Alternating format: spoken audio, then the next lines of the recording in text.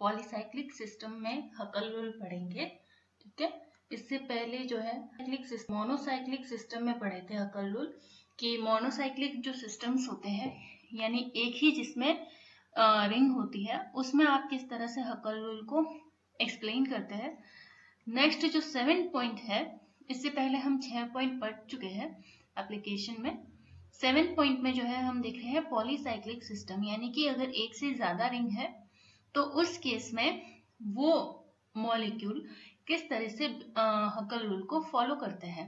Okay, पहला example और बहुत ही इंपॉर्टेंट एग्जाम्पल कह सकते हैं इसे, वो है एजुलीन। ये जो आपको मॉलिक्यूल दिख रहा है ये क्या कहते हैं इसे, एजुलीन। ओके, इस एजुलीन में एक तो आपकी 7 मेंबर रिंग है, ये यहां से, ये तो आपकी 7 मेंबर रिंग है, और जो ये रिंग है सेकेंड वाली, ये है आपकी 5 मेंबर्ड रिंग। ओके, तो इस तरह से जो है यहाँ पे 2 रिंग जो है आपको यहाँ पे देखने को मिलेगी, एक 7 मेंबर मिलेगी, दूसरी जो है वो 5 मेंबर रिंग देखने को मिलती है। अब इसमें आपको जो है वो बताना है कि किस तरीके से ये हकल-लुल को फॉलो करती है। तो बेसिकली यहाँ पे आपको जो है वो रेजोनेंस देखने को मिलता है इस रिंग में भी, राइट। किस तरीके से, देखो यहाँ से पूरी रिंग में जो है ये बॉन्ड इधर शिफ्ट होगा, ये इधर शिफ्ट होगा, ये बॉन्ड इधर शिफ्ट होगा, ये इधर, ठीक है, और ये बॉन्ड जो है इधर शिफ्ट होगा। तो इस तरह से ये जब बॉन्ड शिफ्ट होंगे तो आपको ये वाला मॉलिक्यूल मिलेगा। यहाँ पे सिर्फ और सिर्फ क्या हुआ है, बॉन्ड की शिफ्टिंग हुई है। ओके, तो ये एक इसकी रेजोनेंस स्ट्रक्चर है। इसके अलावा यहाँ पे जो आपको दूसरी रेजोनेंस स्ट्रक्चर देखने को मिलती है वो ये मिलती है कि यहाँ पे ये वाला बॉन्ड इधर शिफ्ट हो जाता है और ये बॉन्ड जो है वो यहाँ पे आके माइनस चार्ज का फॉर्मेशन कर देता है। तो क्या होगा, यहाँ से ये इलेक्ट्रॉन जो है इधर शिफ्ट हो जाएंगे इस बॉन्ड पर, तो ये हमारा क्या आ जाएगा, यहाँ पे प्लस चार्ज आ जाएगा, ये रहा प्लस चार्ज, और ये वाले डबल बॉन्ड के इलेक्ट्रॉन जब इस वाले कार्बन पर आ जाएंगे तो ये क्या कहलाएगा, हमारा माइनस चार्ज। ओके, तो इस मॉलिक्यूल में अगर आप देखें तो एक प्लस है एक माइनस है, और जब ऐसी स्थिति बनती है तो हम क्या कहते हैं कि इस मॉलिक्यूल में डायपोल मोमेंट जनरेट हुआ है, इस मॉलिक्यूल में डायपोल मोमेंट जनरेट हुआ है। ठीक है, तो ये तो एक इंपॉर्टेंट पॉइंट हुआ कि एजुलीन में जो है डायपोल मोमेंट जनरेट हो जाता है। अब इसके बाद आप जो है इसे एक्सप्लेन कर सकते हैं, क्योंकि यहाँ पे आपको ये रेजोनेंस हाइब्रिड मैंने बताया है। आप कह सकते हैं कि यहाँ पे ही तो प्लस चार्ज आया है, यहाँ पे ही तो माइनस चार्ज है, आपने इसमें पूरे रिंग में क्यों लिख लिया। ठीक है, तो सिंपल सी बात है, इसको अभी बार बार एक्सप्लेन करने की जरूरत मुझे नहीं लगता कि है। इतना हमने ऑर्गेनिक पढ़ी है अब तक 4 यूनिट में कि आपको रेजोनेंस वाले केस जो है अच्छे से समझ में आते हैं कि किस तरह से प्लस माइनस जो है वो चेंज होते रहते हैं पूरी रिंग में। ठीक है, समझ गए इतना। ओके, ये यहाँ पे जाएगा, ये फिर बॉन्ड जो है वो यहाँ पे इस कार्बन पे शिफ्ट हो जाएगा और यहाँ पे ये वाला बॉन्ड बन जाएगा। ठीक है, तो इस तरह से ये पूरी जो है रेजोनेंस स्ट्रक्चर इसमें बनती ही रहती है, और इसलिए हमने यहाँ पर लिखा है रेजोनेंस हाइब्रिड। अब आपका काम ये है कि ये जो मैंने सिर्फ बताया है आपको एरो से, ठीक है, इसको आपको बैठ के अपनी रफ नोटबुक में पूरी इसकी रेजोनेंस स्ट्रक्चर जितनी भी बन सकती है वो आपको बनानी है। ओके, और देखना है कि कितनी रेजोनेंस स्ट्रक्चर बनती है, और ये हाइब्रिड हमने इसके लिए लिखा है, राइट। तो ये था पॉइंट कि एजुलीन में जो है वो रेजोनेंस स्ट्रक्चर बनती है, 2 तो ये नॉर्मल बॉन्ड वाली, ओके, और इसके बाद ये dipole moment plus minus generate होने के बाद कितनी बन सकती है वो आपको बनानी है। ठीक है, पर यहाँ पे इस पॉइंट पर हम सिर्फ इतना बताएंगे कि ये इसका रेजोनेंस हाइब्रिड होता है। प्लस चार्ज जो है इस पूरी 7 मेंबर रिंग में जो है वो मूव करता रहता है, क्या, प्लस चार्ज पूरी 7 मेंबर रिंग में मूव करता रहता है, और माइनस चार्ज जो है वो 5 मेंबर रिंग में जो है वो मूव करता रहता है। ओके, और ये इंपॉर्टेंट भी है कि प्लस चार्ज जो है वो कहाँ मूव करेगा, वो सिर्फ और सिर्फ 7 मेंबर रिंग में मूव करेगा, और जो माइनस चार्ज है वो कहाँ मूव करेगा, वो 5 मेंबर रिंग में ही मूव करेगा। उसके पीछे रीजन है, वो भी आपको समझ में आ जाएगा। क्योंकि यहाँ पे अगर हम कह रहे हैं कि 7 मेंबर रिंग में प्लस चार्ज मूव करता है, तो इसका सिंपल सा मतलब है कि हमने क्या पढ़ा है, ट्रोपोलियम आयन पढ़ा है।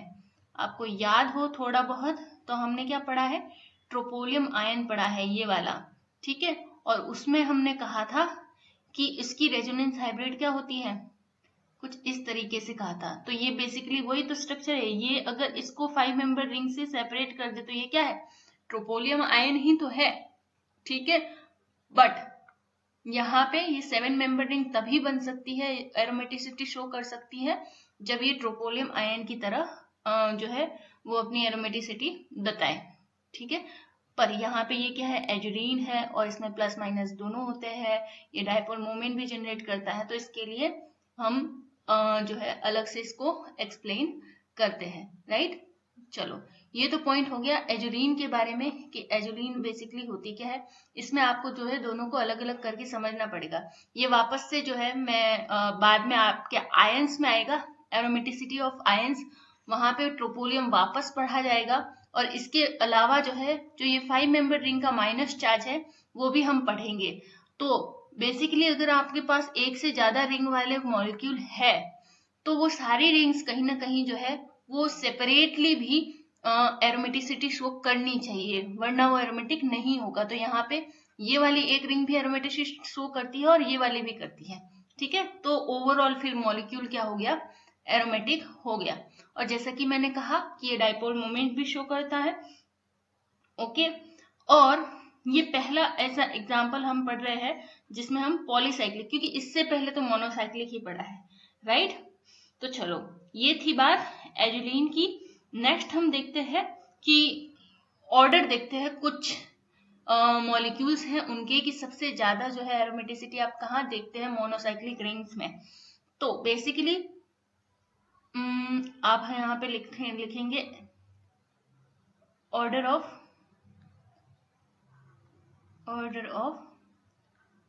एरोमेटिसिटी, ठीक है। एरोमेटिसिटी का ऑर्डर देखते हैं हम। तो सबसे ज्यादा एरोमेटिसिटी जो शो करते हैं कंपाउंड जो मोनोसाइक्लिक है, ठीक है, यहाँ पे लिख लेते हैं फॉर मोनोसाइक्लिक, यानी कि आपकी बेंजीन हो गई, इसके अलावा जो है ओके मोनोसाइक्लिक नहीं,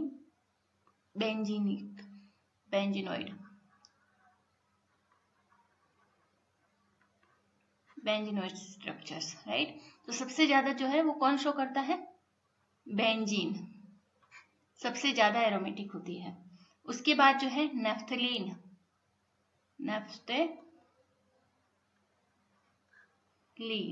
उसके बाद जो है नेफ्थलीन, एंथ्रासीन, नेफ्थलीन के बाद कौन करता है, एंथ्रासीन।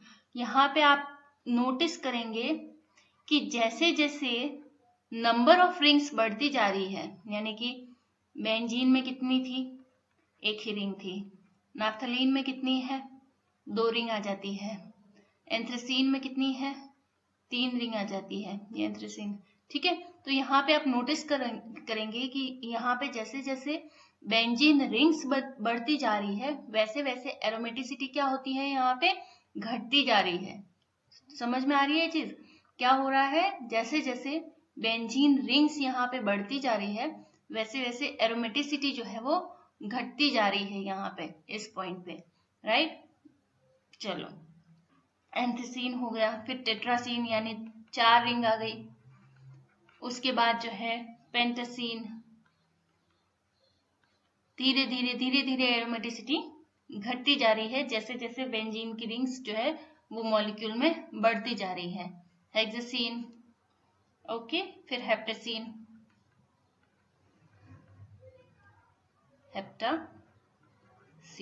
ओके। तो ये क्या होता है, यहाँ पे नंबर ऑफ रिंग्स बढ़ने के साथ, नंबर ऑफ बेंजीन रिंग्स बढ़ने के साथ साथ एरोमेटिसिटी डिक्रीज होती है। इस ऑर्डर से हमें यही समझ में आ रहा है, ठीक है। और यहाँ पे हम कहेंगे, मैंने यहाँ बेंजीनोइड्स क्यों लिखा, उसका सिंपल सा मतलब है, बेंजीनोइड जब मैं कहूं तो उसका मतलब है कि ऐसे मॉलिक्यूल्स जिसमें बेंजीन रिंग प्रेजेंट है, जैसे कि अगर मैं यहाँ एजुरीन की बात करूं तो क्या ये एजुरीन एक बेंजीनोइड है? तो हम कहेंगे नहीं, ये बेंजीनोइड नहीं है, इसमें कोई बेंजीन रिंग है ही नहीं, ठीक है। तो यहाँ पे हम कहेंगे ये बेंजीनोइड नहीं है। बट अगर मैं कहूं कि ये नैफ्थलीन क्या एक बेंजीनोइड है, तो मैं कहूंगी हाँ बिल्कुल ये बेंजीनोइड है, क्योंकि इसमें बेंजीन रिंग्स है, ठीक है। तो एजुरीन जो है एक नॉन बेंजीनोइड मॉलिक्यूल है, और एंथ्रेसीन हो गया, नैफ्थलीन हो गया, ये सब क्या है, एक बेंजीनोइड मॉलिक्यूल है। क्लियर है इतना? ठीक है। अब हम देखते हैं कुछ ऐसे मॉलिक्यूल्स जो एंटी एरोमेटिसिटी भी शो करते हैं। याद रखना हमेशा, वो मॉलिक्यूल्स जो न तो एंटी एरोमेटिसिटी शो करते हैं न ही एरोमेटिसिटी शो करते हैं, वो आपके क्या कहलाते हैं, नॉन एरोमेटिक कंपाउंड। ओके, चलो नेक्स्ट देखते हैं हम यहाँ पे साइक्लोब्यूटाडाइईन। क्या ये एक बेंजीनोइड है? नो, इसमें कोई बेंजीन रिंग थोड़ी है, तो ये एक बेंजीनोइड नहीं है। ये क्या है, एक नॉन बेंजीनोइड मॉलिक्यूल है। अब यहाँ पे आप देखेंगे कि साइक्लोब्यूटाडाइईन जो है उसमें क्या होता है, इसकी जो क्रियाशीलता होती है, यानी इसकी जो रिएक्टिविटी होती है किसी भी रिएक्शंस के लिए, वो बहुत ही ज्यादा होती है, ठीक है। इसकी रिएक्टिविटी जो है वो ज्यादा होती है, क्योंकि इसकी स्टेबिलिटी बहुत कम होती है, इसकी स्टेबिलिटी बहुत ही कम होती है, ठीक है। ये क्या है, ये एक एंटी एरोमेटिक कंपाउंड है। क्यों? क्योंकि ये 4n+2 पाई इलेक्ट्रॉन रूल को फॉलो ही नहीं करता, 4n+2 पाई इलेक्ट्रॉन रूल को फॉलो ही नहीं करता। क्यों? क्योंकि इसमें टोटल पाई इलेक्ट्रॉन्स कितने हैं, इसमें 4 पाई इलेक्ट्रॉन्स हैं, जो कि किस रूल को फॉलो करता है, 4n पाई इलेक्ट्रॉन रूल को फॉलो करता है। यहाँ पे n क्या है, 1 है, तो 1 × n = 4 पाई इलेक्ट्रॉन, राइट। तो यहाँ पे क्या है, ये साइक्लोब्यूटाडाइईन एक एंटी एरोमेटिक कंपाउंड है। ओके, तो ये हो गई बात। सबसे ज्यादा अस्थायी होता है, इसलिए बहुत ज्यादा रिएक्टिव भी होता है। ओके, और ये एक ऐसा एंटी एरोमेटिक कंपाउंड है जिसमें सबसे कम पाई इलेक्ट्रॉन्स होते हैं। ओके, ये smallest anti aromatic, smallest pi electron युक्त एंटी एरोमेटिक कंपाउंड है। ओके, तो ये तो थी बात किसकी, साइक्लोब्यूटाडाइईन की। इसमें इस तरीके से आपको जो है वो डीलोकलाइजेशन देखने को मिलता है। याद रखना, एंटी एरोमेटिक हो कंपाउंड या एरोमेटिक हो, कुछ कंडीशन सेम है। क्या? साइक्लिक होना चाहिए हमारा मॉलिक्यूल, प्लेनर होना चाहिए, डीलोकलाइजेशन होना चाहिए, delocalisation of pi electron present होने चाहिए। बस एक रूल चेंज है यहाँ पे कि ये 4n+2 पाई की जगह 4n पाई इलेक्ट्रॉन रूल को फॉलो करता है, ठीक है। ओके, नाउ नेक्स्ट आगे बढ़ते हैं। ये हमारा एक कंपाउंड है, इसमें कितने पाई इलेक्ट्रॉन है, इसमें देखो 1 2 3 4, यानी कि इसमें 8 पाई इलेक्ट्रॉन है, राइट। अब 8 पाई इलेक्ट्रॉन अगर है तो वो कौन से रूल को फॉलो करता है, वो 4n पाई इलेक्ट्रॉन रूल को फॉलो करता है। यानी कि n की वैल्यू यहाँ पे क्या है, 2 है, तो ये क्या हो जाएगा 4 × n यानी 8 पाई इलेक्ट्रॉन। तो क्या ये हमारा एक एंटी एरोमेटिक कंपाउंड है? तो आंसर है नहीं। ये 4n पाई इलेक्ट्रॉन रूल को फॉलो तो करता है, पर इसके बावजूद भी ये जो है एक एंटी एरोमेटिक कंपाउंड नहीं है, ये एक नॉन एरोमेटिक कंपाउंड है। क्यों? इसकी स्ट्रक्चर देखो जरा, ये क्या होता है, यहाँ पे ये कार्बन जो है प्लेन से ऊपर उठ जाते हैं, प्लेन से ऊपर उठ जाते हैं। क्यों? क्योंकि भैया इसको स्टेबिलिटी चाहिए, ये रिंग बहुत ही बड़ी है और इसको होल्ड करने के लिए कुछ भी व्यवस्था नहीं है। और दूसरा कारण यह है कि इसकी स्ट्रक्चर ही ऐसी है, कुछ इसी तरीके से इसकी स्ट्रक्चर है कि ये क्या करता है, टब की फॉर्म में जो है डेवलप कर लेता है खुद को। और हमें पता है कि हमें अगर पाई इलेक्ट्रॉन का डिलोकलाइजेशन करवाना है, जो कि एक एसेंशियल कंडीशन है दोनों एरोमेटिक और एंटी एरोमेटिक के लिए, तो ऑर्बिटल्स हमेशा प्लेन में होने चाहिए। जिन ऑर्बिटल्स के बीच में पाई इलेक्ट्रॉन डीलोकेलाइज होंगे वो सारे एक ही प्लेन में होने चाहिए, पर यहाँ तो ये एक प्लेन में नहीं है, ये जो है नीचे की तरफ है, ये ऊपर की तरफ है, तो प्लेन में नहीं है। तो यहाँ पे क्या होगा, डीलोकेलाइजेशन इजीली हो ही नहीं पाएगा। तो फिर क्या होगा, ये डीलोकेलाइजेशन ना होने की वजह से ये एंटी एरोमेटिक भी नहीं रह गया 4n+2 पाई इलेक्ट्रॉन को रूल को फॉलो करने के बावजूद भी। ठीक है, तो ये था रीजन इसके एंटी एरोमेटिक ना होने के पीछे का। क्लियर है इतना? ठीक है, तो अब देखते हैं नेक्स्ट पॉइंट। ये सारे इंपॉर्टेंट पॉइंट है, बहुत ही छोटी छोटी सी बातें हैं। हम क्या करते हैं, हम सिर्फ रूल देखते हैं कि अच्छा ठीक है 4n पाई इलेक्ट्रॉन रूल है, हमने पाई इलेक्ट्रॉन काउंट कर लिए, 4n+2 पाई इलेक्ट्रॉन रूल है, हमने पाई इलेक्ट्रॉन काउंट कर लिए, और उस बेसिस पे हमने कह दिया कि जी ये एंटी एरोमेटिक है, ये नॉन एरोमेटिक है। पर ऐसा नहीं होता है, उनकी स्ट्रक्चर पे डिपेंड करता है बहुत कुछ कि वो एरोमेटिक होंगे या एरोमेटिक नहीं होंगे। ठीक है, तो चलो ये थी बात एप्लीकेशन ऑफ हकल रूल। यहाँ पे हमने सब जगह हकल रूल के बारे में डिस्कस किया है, राइट। अब हम पढ़ते हैं नेक्स्ट जो हमारा टॉपिक है। नेक्स्ट टॉपिक लेते हैं हम यहाँ पे एरोमेटिक आयंस। यहाँ पे हम एरोमेटिक आयंस के बारे में पढ़ेंगे। मैंने कहा था एजुलिन में कि हम पढ़ेंगे एक एक आयन। ठीक है, एरोमेटिक आयंस, पहला ही आयन वो पढ़ेंगे जो हमने एजुलिन में 5 मेंबर रिंग में देखा, ये वाला जो हमारा 5 मेंबर रिंग था। ठीक है, और ये वाला। ठीक है, तो यहाँ पे हम देखेंगे कि किस तरीके से साइक्लोपेंटाडाइनाइल डाइईन जो है वो एरोमेटिसिटी शो करना स्टार्ट करता है। ये है हमारा एक साइक्लोपेंटाडाइईन। एक मिनट, इसको थोड़ा सा, ये हमारा क्या है, साइक्लोपेंटाडाइईन। ठीक है, हमेशा याद रखना कि अब देखो यहाँ पे ऑल्टरनेटिव डबल और सिंगल बॉन्ड तो नहीं है, क्योंकि ये भी सिंगल बॉन्ड ये भी सिंगल बॉन्ड, तो ये कोई ऑल्टरनेटिव तो है नहीं। ठीक है, तो यहाँ पे हमेशा याद रखना कि ऐसे मॉलिक्यूल जिसमें क्या आ जाता है, ये क्या है हमारा sp3 हाइब्रिडाइज्ड, राइट। तो ऐसा मॉलिक्यूल जिसमें एक sp3 हाइब्रिडाइज्ड कार्बन प्रेजेंट हो, तो हम क्या कहेंगे, हम कहेंगे कि वो कंपाउंड क्या है, नॉन एरोमेटिक कंपाउंड है।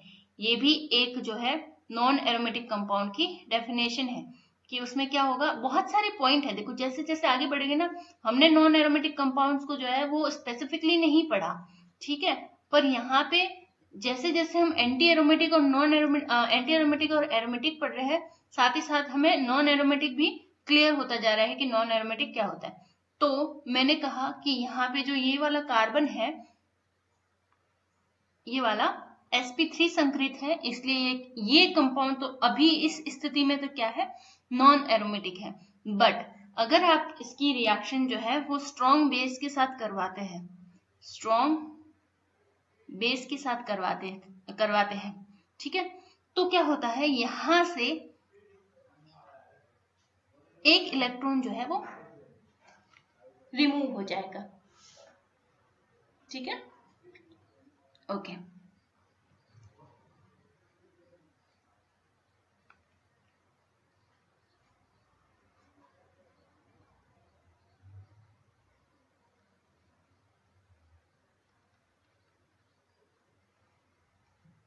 यहां से क्या होगा, जैसे ही आप बेस यूज करेंगे, यहां से प्रोटॉन जो है वो रिमूव हो जाता है। ठीक है, और यहाँ पे क्या आ जाता है, माइनस चार्ज आ जाता है। सॉरी मैंने एरो गलत बना दिया, थोड़ा सा बीच में डिस्टरबेंस हुआ, सॉरी फॉर दैट। यहाँ पे शिफ्ट हो जाता है, हाइड्रोजन H+ जो है यहाँ से निकल जाता है। तो यहाँ पे क्या आ गया है, अभी माइनस चार्ज आ गया है। तो ये तो था क्या हमारा साइक्लोपेंटाडाइईन, और ये है हमारा साइक्लोपेंटाडाइइनाइल। ठीक है, एनायन, साइक्लोपेंटाडाइइनाइल एनायन। ओके, तो अभी हम डिस्कस कर रहे थे यहाँ पे कि क्या ये हमारा कंपाउंड जो कि पहले प्रोटॉन निकलने से पहले क्या था, नॉन एरोमेटिक था, क्या ये अभी एरोमेटिक है? तो हम कहेंगे बिल्कुल है। किस तरीके से? देखो, ये 2 इलेक्ट्रॉन पाई इलेक्ट्रॉन यहाँ से, ये 2 पाई इलेक्ट्रॉन यहाँ से और 2 यहाँ से मिलेंगे, तो टोटल कितने हो गए? 6 पाई इलेक्ट्रॉन हुए कि नहीं? ठीक है, 6 पाई इलेक्ट्रॉन हुए, मतलब कि ये 4n+2 पाई इलेक्ट्रॉन रूल को तो फॉलो कर ही रहा है। तो इसकी संभावना क्या बनती है कि ये एरोमेटिक हो सकता है। एरोमेटिक हो सकता है। अब रिंग हमारी छोटी है तो प्लेन में ही है ये, राइट। और यहाँ पे जो ये माइनस चार्ज है ये यहाँ शिफ्ट होता है, फिर ये यहाँ शिफ्ट होता है, और ये जो है इस वाले कार्बन पे यहाँ शिफ्ट हो जाता है। तो इसको थोड़ा सा और समझने की कोशिश करें हम, तो किस तरह से होता है। देखो, जैसे ही शिफ्ट होगा ये माइनस चार्ज इधर आ जाएगा, अगेन यहाँ पे ये शिफ्ट होगा, ये इधर शिफ्ट होगा, और क्या हो जाएगा, यहाँ पे ये इधर शिफ्ट हो जाएगा। तो नेक्स्ट जो हमारी स्ट्रक्चर बनेगी वो किस तरह की बनेगी? वो कुछ इस तरह की स्ट्रक्चर आपको देखने को मिलेगी। Okay okay okay okay okay, there is something, okay, no, यहाँ पे कुछ मिस्टेक हुई है। ये दोनों बॉन्ड एक साथ नहीं आ सकते। Okay, right right right. यहाँ पे जो है ये शिफ्ट इधर नहीं करेंगे हम, फाइन। यहाँ पे देखो कि ये माइनस चार्ज किधर जा रहा था, इधर। अब हमें पता है कि यहाँ पे डबल बॉन्ड बन जाएगा। अब 2 डबल बॉन्ड एक साथ तो नहीं रहेंगे, तो ये डबल बॉन्ड कहाँ शिफ्ट हो जाएगा? इधर। और फिर ये माइनस चार्ज कहाँ शिफ्ट हो जाएगा? इधर शिफ्ट हो जाएगा, राइट। तो ये इस तरह से आपकी स्ट्रक्चर कुछ बन जाती है। ये अगेन फटाफट से कर रही हूं मैं। ये कहाँ शिफ्ट हो जाएगा वापस से? ये शिफ्ट हो जाएगा इधर, ये शिफ्ट हो जाएगा इधर, ये शिफ्ट हो जाएगा इधर, राइट। तो यहाँ पे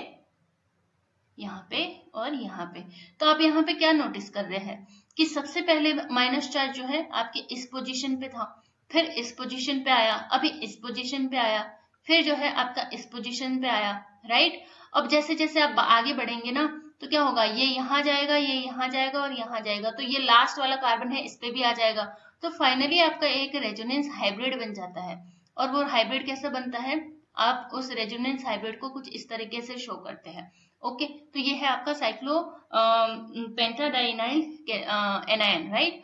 अब हम यहाँ पे डिस्कस ये कर रहे हैं क्या ये एरोमेटिक है? बिल्कुल है, क्योंकि एक तो ये 4n+2 पाई इलेक्ट्रॉन रूल को फॉलो भी करता है, दूसरा इसके जो पाई इलेक्ट्रॉन्स है ये सारे के सारे जो है हमने देखा रेजोनेंस के थ्रू डिलोकलाइज भी हो रहे हैं, सारे के सारे प्लेन में भी है, स्ट्रक्चर साइक्लिक भी है। तो ऑब्वियस सी बात है ये क्या है? ये हमारा एक एरोमेटिक कंपाउंड हो जाएगा। क्लियर है इतना? ओके, तो यहाँ पे ये वाला पॉइंट हम जो है वो डिस्कस कर लिए हैं। तो यहाँ पे इसको कंप्लीट करते हैं एरोमेटिक आयंस के पहले पॉइंट को। नेक्स्ट जो है वो हम नेक्स्ट क्लास में पढ़ेंगे। एंड बीच में थोड़ा डिस्टरबेंस हुआ उसके लिए सॉरी। Okay, thank you.